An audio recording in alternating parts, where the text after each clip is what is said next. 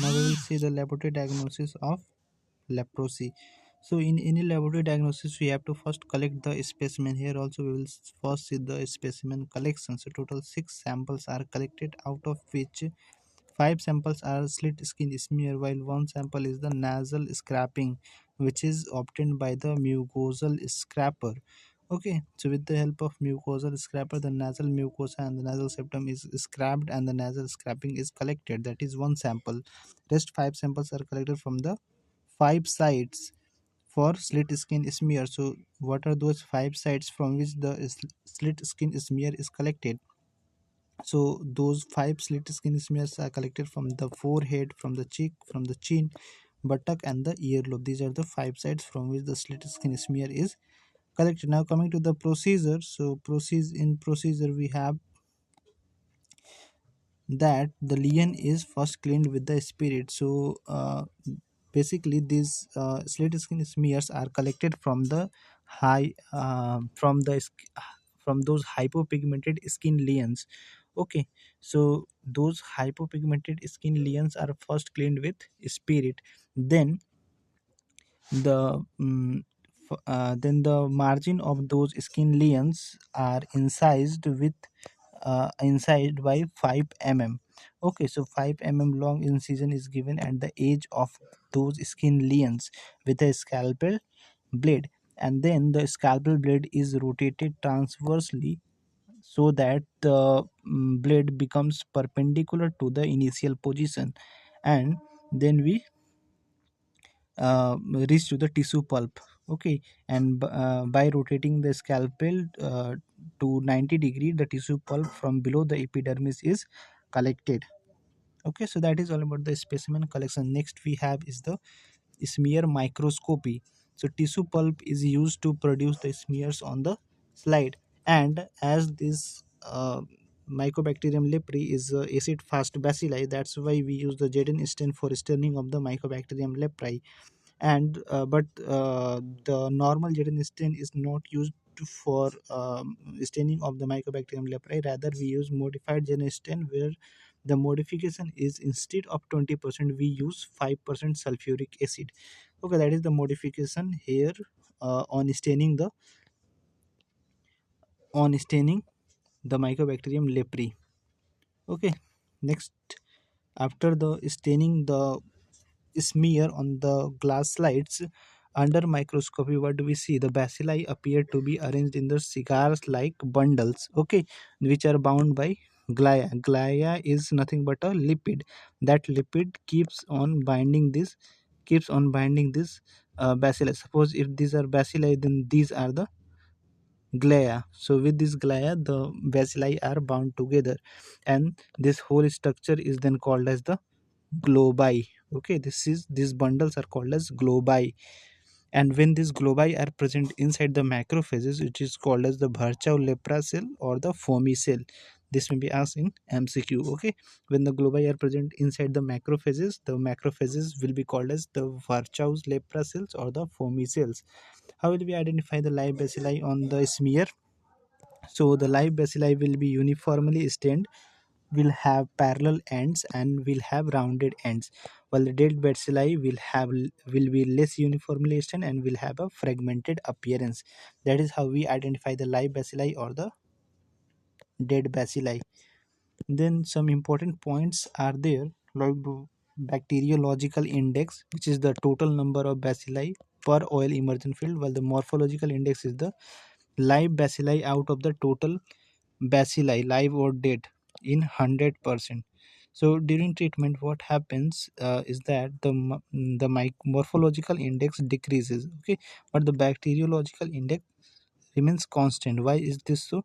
The bacteriological index remains constant because this is a count of all live plus dead.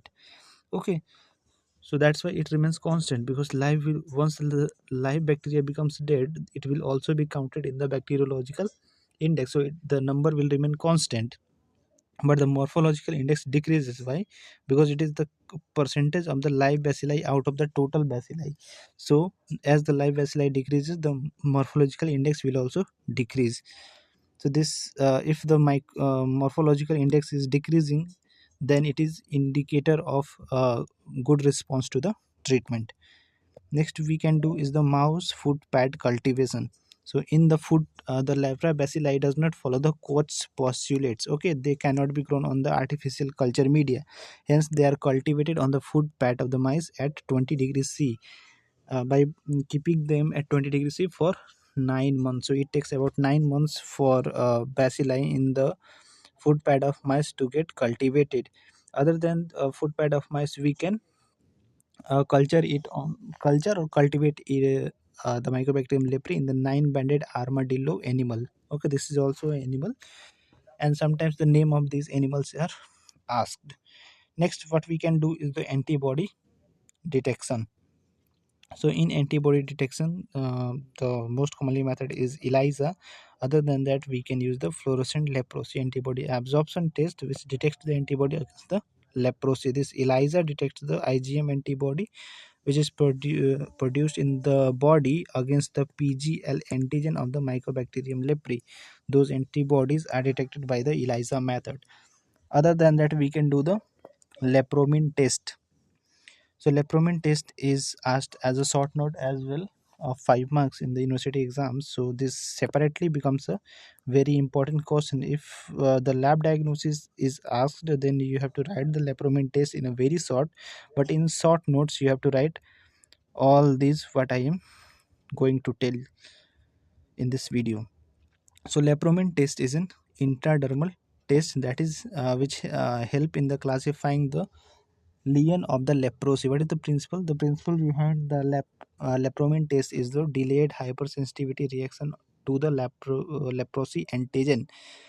The procedure is that we inject zero point 0.2 ml of lepromin antigen intradermally into the forearm, and then the lepromin antigen. And where do we get those lepromin antigens? So those lepromin antigen are obtained from the killed Mycobacterium leprae. Okay, so from killed Mycobacterium leprae, we obtain the lepromin antigen, and those lepromin antigen 0.1 ml is injected into the forearm intradermally, and then we take the readings. Then we take the readings on two occasions, on the 48 hours and one after 21 days. So, what results do we get? What are the results that we get? We are going to take the results at 48 hours and one at 21 days. So, the reaction that we see at 48 hours is called as the Fernandez reaction. So, Fernandez reaction will be positive only if we see the induration of more than 10 size, and this indicates that previous exposure has been there with to the lepra bacilli. While the Mitsuda reaction with Suda reaction, if we see the induration, if we see any reaction at 21 days, then it will be called as the Mitsuda reaction. It is positive if induration is of more than 5 size. Okay, now how will we interpret this lepromin test? So for interpretation, we can have either positive test or negative test if we get the induration. So if we get positive test, then there may be two conditions: either there will be tuberculoid leprosy where CMI is intact, that means the prognosis will be good. Okay, or there is any BCG vaccination which is causing this lepromin test to be positive. So if it is coming out to be positive, there may be two situation: either it is a TT leprosy or there has been BCG vaccination to the person. Or if it comes out to be negative, then again there are two possible conditions: either there is lepromatous leprosy where the CMI has been impaired leading to bad prognosis, or the person is a healthy person. In healthy person also this comes out to be negative. This lepromin test comes out to be negative. Okay, that is all about the interpretation. But what is the importance of the lepromin test? The importance is that we can classify the lesion of the leprosy, we can tell about the prognosis of the condition, and we can also predict about the cell mediated immunity, the status of the CMI in the patient. Okay, other than that, we can have the tissue biopsy at final. Biopsy generally is not done. For biopsy, we have to take a biopsy sample from the skin lesions or from the nerve lesion. Okay, and after taking that biopsy sample, we have to the fight ferrohematoxylin stain. Okay, with this stain we will stain that smear, or with that biopsy sample.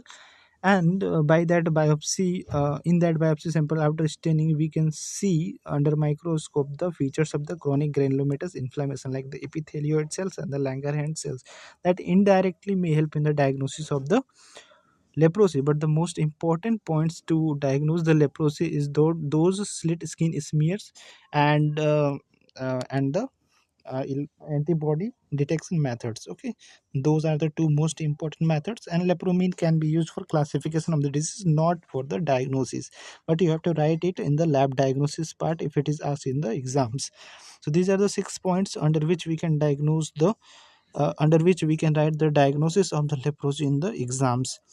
Last but not the least is the vaccine for leprosy. That may be a MCQ question, that is a very potential question to tell about the strain which is used for production of the vaccine for leprosy. So the strain that is used for the production of the vaccine of leprosy is the Mycobacterium indicus prani. So in short, it is called as MIP, Mycobacterium indicus prani. This is used for vaccine development of the leprosy. This is all about the diagnosis of leprosy.